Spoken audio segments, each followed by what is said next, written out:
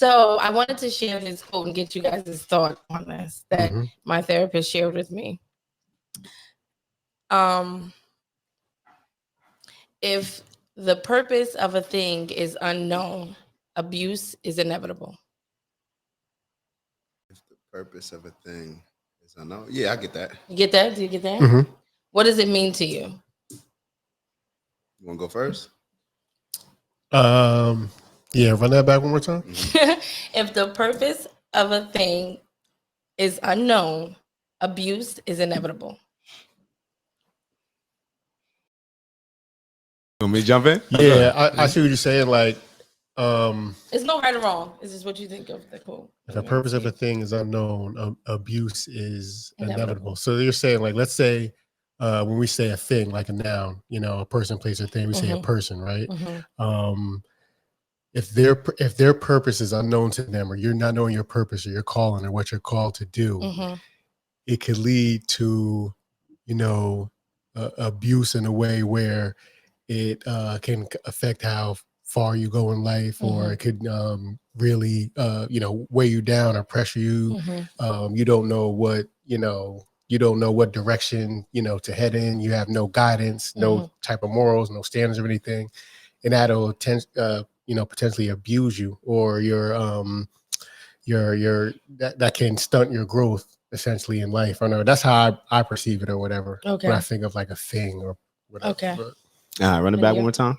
If the purpose of a thing is unknown, abuse is inevitable. All right. So when I first heard it, the purpose of a thing is unknown, I'm thinking about relationships. I don't know why I directly went to that. So I thought about relationships as far as, like, if you don't really know the purpose of something, you're not going to know the value of it. And you're not going to know enough about that to even know how you should be treating that person. You see what I'm saying? Like in that relationship. So if that's an unknown there, if you don't know who I am, if you don't know what I bring to the table, if you don't just know my spirit, my energy, all these different things, then how are you going to know the best way to communicate with me, to share energy with, to get on the same frequency with, to be that teammate, partner, whatever you want to call it, So that's how it kind of first came to mind.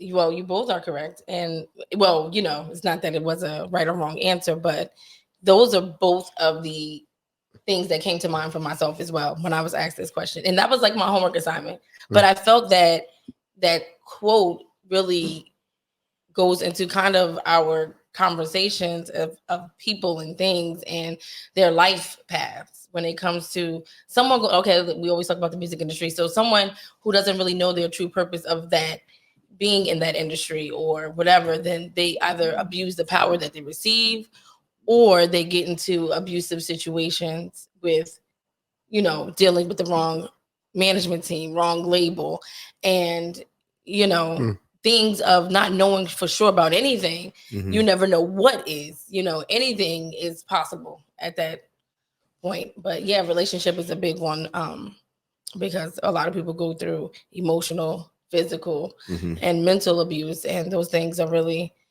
big. And if you don't know yourself, it's hard to really expect someone to know you, because you have to teach someone how to love you and what you expect out of that person. And then once you see it, I feel then, or you see that person is inadequate or can't because of a lack thereof on their end, then you have to say, okay, you take a step back, or you say, okay, well, if you can't do that, maybe you can do this. But if it's affecting you in a way and it's an abusive manner, then that's when it's time to be like, And for me, I'm not even thinking that.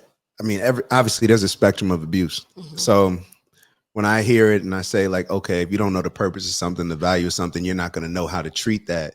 So if you just may feel that, I don't know where the abuse starts at the, what part of the spectrum, but if you're just thinking like, this person is not treating me how I feel that I should be treated, then that you can consider, you know what I mean? So I'm not saying that it has to be overboard crazy, but yeah, across the board, like if you don't know something like abuse to misuse, you know what I'm saying? Like you're gonna misuse it if you don't know what it is. So that's kind of what I'm just thinking. Like money, people, a lot of people don't know the value of money, like the lottery. And you see the people who win, and then the first thing they want to do is go buy materialistic things, something big to show it off. They don't really understand. I think a lot of people don't really understand the value of money and how currency really works and what makes more sense in the long run than even how they try to dispense the money to you. Do you want it in a lump sum or do you want it in a weekly fashion? But it's just the value of things. And if you don't, you'll just abuse it and just, run through it. Then you'd be sitting there like, what you do with that money? And nothing to show for it. Shoot, listen, if and we all played the lottery before, so let's be real. All you need is $1 and a dream. That's what they say. But would y'all want to win the lottery? In Jersey won that money. Bayonne. Yeah. Would y'all want to win the lottery? Yeah, but you know what? More and more I see like people win and then they like, anonymously accept it or whatever. Like I seen this dude like dress up in like a whole Halloween costume that claim his money or whatever and stuff like that. Obviously that has to be done. Like, I mean, more times than not. But the first thing I'm doing, obviously paying off any debts that I have or whatever, just taking care of that. Then I'm going to try to invest into something. Obviously I got a brand. So I'm trying to obviously, cater to that a lot more, and then I would invest my bread into something else because you want the bread to grow, over the course of time or whatever. But a time will definitely be had. Okay, so regardless of all those things I just said, just know a time will be had. For real, but I think about that. I don't do that. So it's not something like, if I'm asked like by my mother-in-law or my aunt asked me to go run, I'm like, I don't know. I like be on the phone with me. What I'm supposed to do? What I'm supposed to do? I'll be like, pick the number. And, it's so funny. This guy the other day, I was with the kids in the store and he said I looked like good luck. I'm like, hey, this is hilarious. So he gave me his scratch off. He asked me to scratch off his scratches. I'm like, he's like, no, seriously, I'm trying to do this. I'm like, so I did it. And then he didn't win nothing. So I was like, I guess you were wrong. I look better than How old was he? He was middle aged. I think he was about like, maybe a little older than us. But it was funny to me because he could have spun that if he was like really trying to kick it to you. And I don't know what the case was. Now you owe me. Now you owe me. Right. You just drained me. Now you gotta whatever. Now you owe me. My kids, I'm playing with my kids. But yeah, so that was funny. But yeah, that's what I'm like. See, that's why I don't do that mess. Because what? No, because then I'll feel like I want to do it again. No. But I'm saying though, he could have if his game was right, he could have. Yeah, that's how you icebreaker. Whole time, Ev, you missing it. All of that's irrelevant. The fact that she's sitting here, you better not even be swiping that thing. She only saying that her energy may have been different if he would have swiped and won, right? Her energy may have been different if she would have swiped. She's saying, "Oh, I'm not getting it there. Don't play with me around my kids." No, I said, if you win, I want my cut. He said, okay. I had to we made a verbal agreement. So you was gonna have a follow-up conversation or whatever. If you won. My gosh, no, he would have got the money right then. He was still in the store.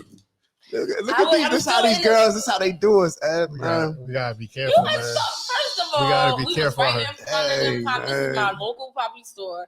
So just shouldn't have scratched it. Whatever. You shouldn't have scratched. I thought I was being. Don't be scratched. So now, how you gonna handle that? Now you gonna bring all that money back home.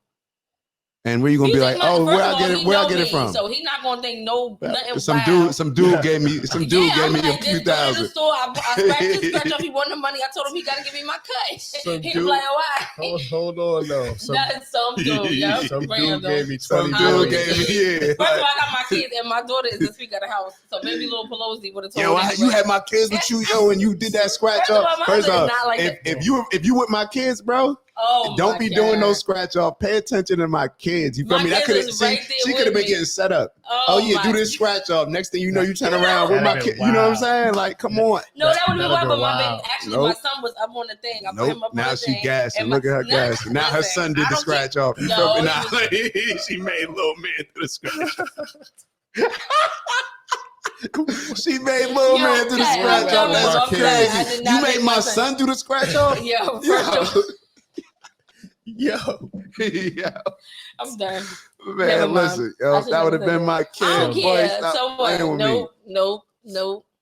Some dude gave me 20 million. Now you gonna see old boy. And first of all, it wasn't even Like, yo, you you know me, you remember, yo, you did my scratch off. Like you did my scratch off. You feel me, Sound see? wild. You know what? Whatever. It was Mhm. all in. It was harmless. You definitely said I'm gonna need a cut though out of that. Oh yeah, absolutely. Oh, okay.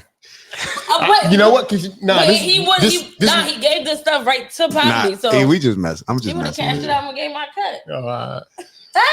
You know what? Anyway, so back to it. It was all serious, and then we wanted this one right.